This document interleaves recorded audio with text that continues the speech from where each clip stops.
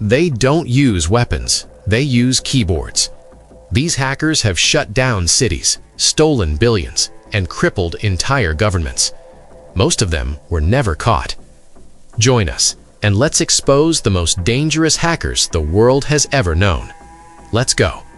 Graham Ivan Clark, the Twitter hacker. Graham Ivan Clark was sentenced to 3 years in prison for hacking hundreds of Twitter accounts. He specifically hacked the accounts of Joe Biden, Barack Obama, Elon Musk, and Bill Gates. Graham Ivan Clark was just a 17-year-old teenager at the time of the crime. The young man pleaded guilty to all charges to get his sentence reduced. Being very young at the time of the events, he was sentenced under Florida's juvenile offender law and will serve his sentence in a juvenile correctional institution. However, if he violates his probation, he faces a minimum of 10 years in prison in an adult facility.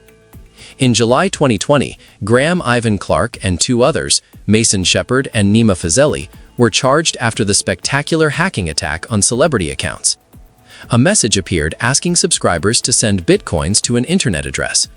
According to the investigation, the scam allowed hackers to pocket a total of $118,000. Many think this is a very atrocious crime because the teenager appropriated celebrity accounts, but the money he stole belonged to normal, working people. The attack exposed massive security flaws in Twitter's internal systems. A teenager managed to compromise some of the world's most high-profile accounts, not through sophisticated hacking, but by manipulating Twitter employees. It revealed that even tech giants remain vulnerable to social engineering attacks. Number 10.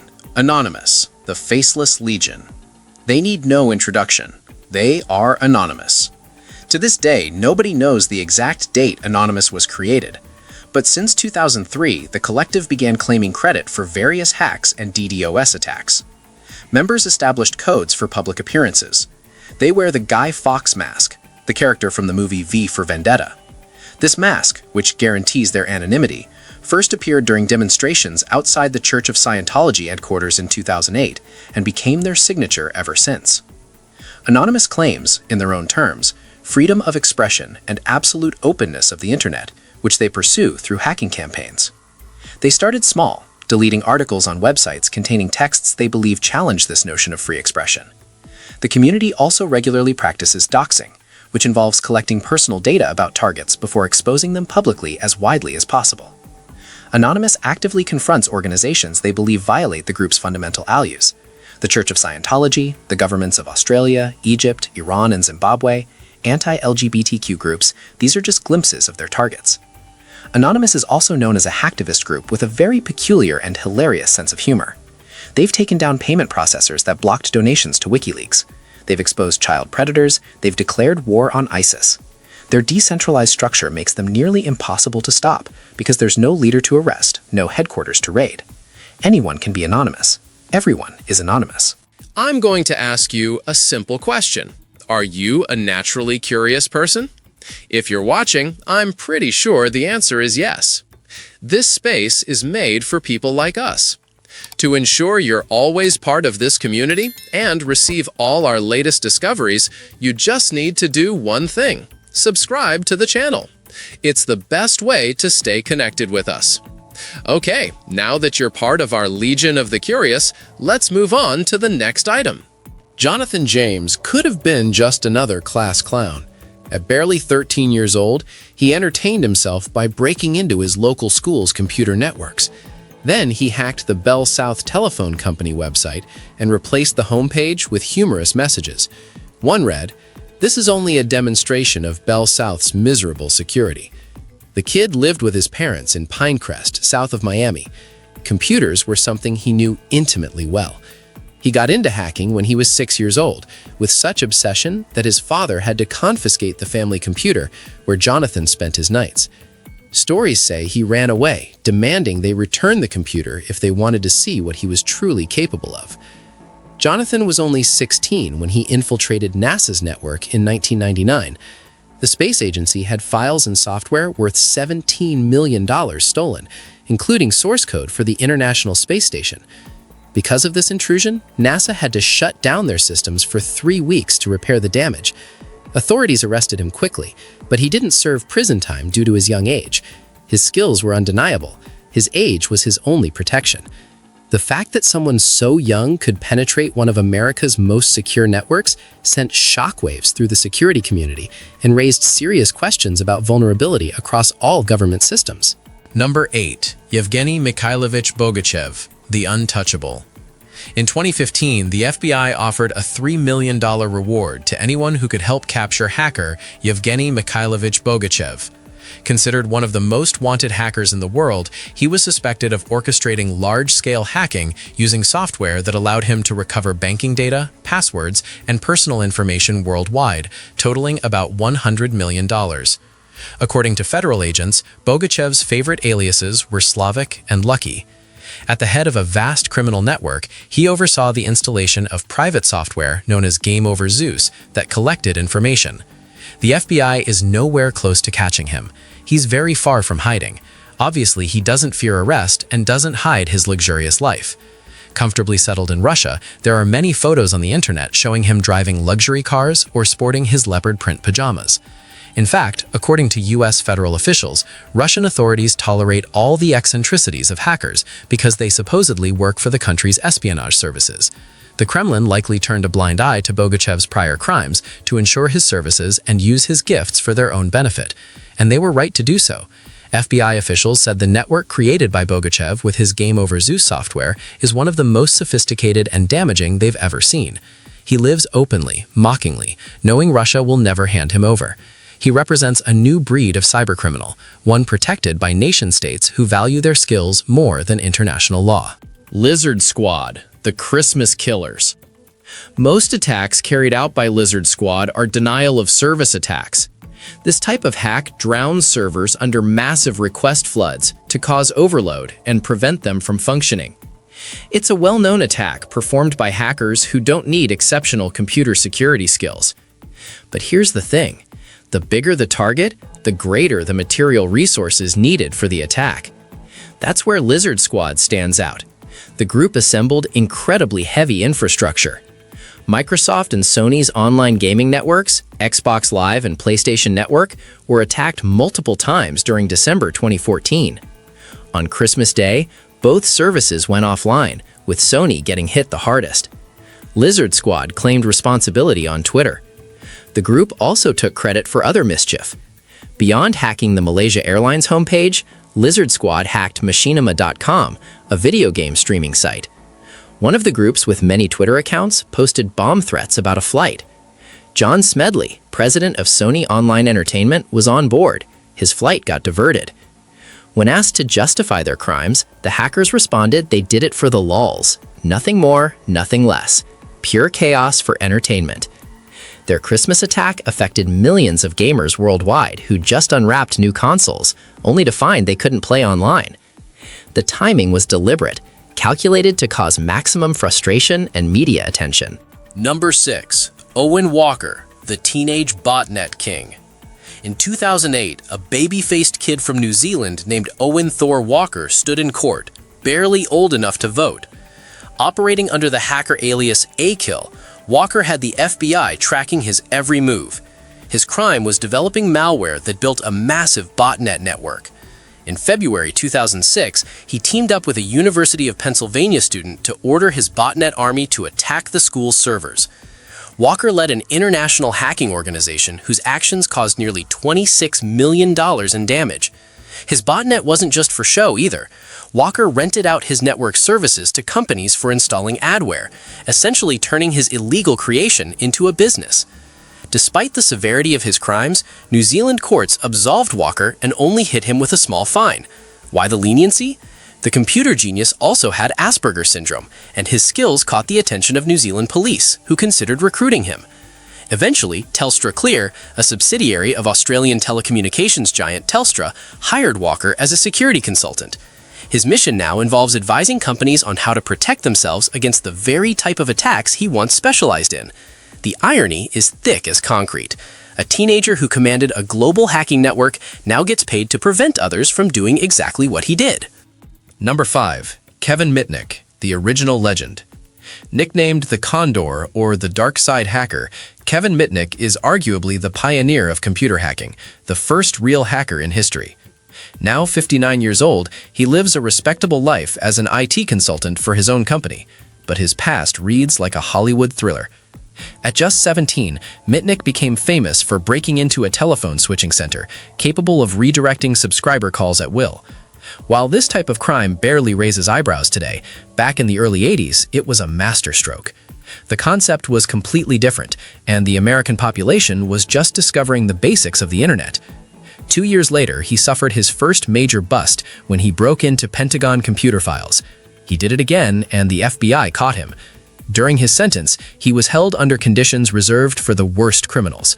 Upon release, authorities absolutely forbid him from approaching any potentially hackable object. The media and judicial authorities portrayed him as an ultra-dangerous character.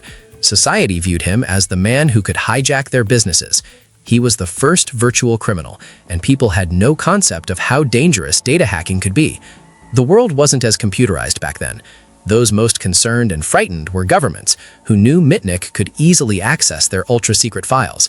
He'd already cracked the most efficient systems of the era, including Pacific Bell, Fujitsu, Motorola, Nokia, and Sun Microsystems. His legend grew with every arrest and every security system he compromised. Number 4. Syrian Electronic Army, Digital Warriors. These guys form a hacker group whose creation dates back to the beginning of the Syrian civil war in 2008. Composed mainly of young Syrians, the SEA is responsible for numerous cyber attacks against Western media outlets they consider hostile to Bashar al-Assad. Victims include the BBC, the New York Times, CNN, Agence France-Presse, the Washington Post, the Financial Times, Human Rights Watch, and even Microsoft services. The group presents itself as young Syrian enthusiasts who couldn't remain passive in the face of massive distortion of facts about the uprising in Syria. In 2013, one representative described that the group wanted to protect their country from the media campaign in Syria, which according to them is full of lies and inventions by the media. Hacking experts describe them as unsophisticated people who betrayed an organization with very few resources. But the Syrian Electronic Army's main attack was hacking the Associated Press Twitter account on April 23, 2013. A tweet from the agency announced 2 explosions at the White House and injuries to President Barack Obama. The information was published shortly after the Boston Marathon bombings and seemed credible enough to cause general panic on Wall Street, resulting in a loss of $136 billion in market capitalization. For a supposedly unsophisticated group with limited resources, they managed to temporarily crash financial markets with a single fake tweet. Brave whistleblower to some activists, dangerous to others. Julian Assange has fervent supporters and formidable enemies. A computer scientist by profession and activist for a free, open, and transparent internet, he didn't hesitate to hack various sites of state organizations like NASA or the Pentagon. In 2006, he founded WikiLeaks with other hacktivist friends and became one of its main administrators. The goal of this non-profit NGO was to make public confidential documents on cases of corruption or other abuses in circles of power, like politics, military, finance, or entertainment. In 2010, WikiLeaks caused a real explosion in the intelligence community by making public more than 700,000 confidential documents related to US diplomatic and military actions. We see an Apache helicopter firing at civilians who obviously represent no threat. At least 18 people were killed, including 2 journalists from Reuters news agency. As you can imagine, this didn't please the Americans too much. They ended up pursuing him with 18 charges, including espionage, by US justice in 2019. He risks being sentenced to 175 years in prison. However, British authorities refused to extradite him to the United States. Assange spent 7 years in the Ecuadorian embassy in London, then was arrested and held in Belmarsh prison. His case became a symbol of press freedom versus national security, dividing opinion worldwide about whether he's a hero or a criminal. Born in 1965 in Pasadena, California, Kevin Lee Poulsen became known by his hacker alias Dark Dante. He holds the distinction of being the first hacker charged with espionage in the United States. Today, Poulsen has completely reinvented himself as a journalist and currently serves as editor for the online publication Wired News. The US government even hired him to fight against online predators. His first known intrusion happened in 1983 when he was just 17 years old. His parents had bought him a TRS-80 computer, which he used alongside an older hacker to break into ARPANET, the predecessor to the modern internet, through UCLA's network. Because of his age, charges were never filed. By 1985, Poulsen was working as a programmer for SRI International and Sun Microsystems as a security consultant for the Pentagon. This didn't stop his illegal activities. In 1987, he obtained a magnetic tape containing classified documents detailing flight plans for a military exercise called CPX Certain Dragon at Fort Bragg, North Carolina, involving hundreds of paratroopers. He'd also penetrated MassNet, an Army network. Poulsen possessed advanced knowledge of lockpicking, which he used to break into Pacific Bell Telephone Company switching centers. He stole switches, equipment, and access codes that allowed him to wiretap the phones of the company's security team members who were actively trying to track him down. He even confiscated unpublished phone numbers from the Soviet consulate in San Francisco, demonstrating the scope of his infiltration capabilities. Number 1. Gary McKinnon, the UFO hunter. Born in Glasgow in 1966, Gary McKinnon is a self-taught computer scientist who considers the field a hobby. His first job involved installing and configuring workstations with Microsoft Windows. Later, he moved into other roles for fun, working on video game programs and experimenting with his talent in various advanced fields like artificial intelligence, genetic algorithms, fuzzy logic, computer graphics, and much more. The United States accused Solo of carrying out the biggest military computer hack of all time. He allegedly broke into 97 computers belonging to the U.S. Army and NASA in 2001 and 2002. The affected networks belonged to NASA, the Army, Navy, Department of Defense, Air Force, and the Pentagon. The U.S. estimated damages between $700,000 and $800,000. McKinnon protested, saying he was only trying to establish the existence of extraterrestrial spacecraft. He said he was absolutely certain that Americans had managed to recover extraterrestrial anti-gravity technology.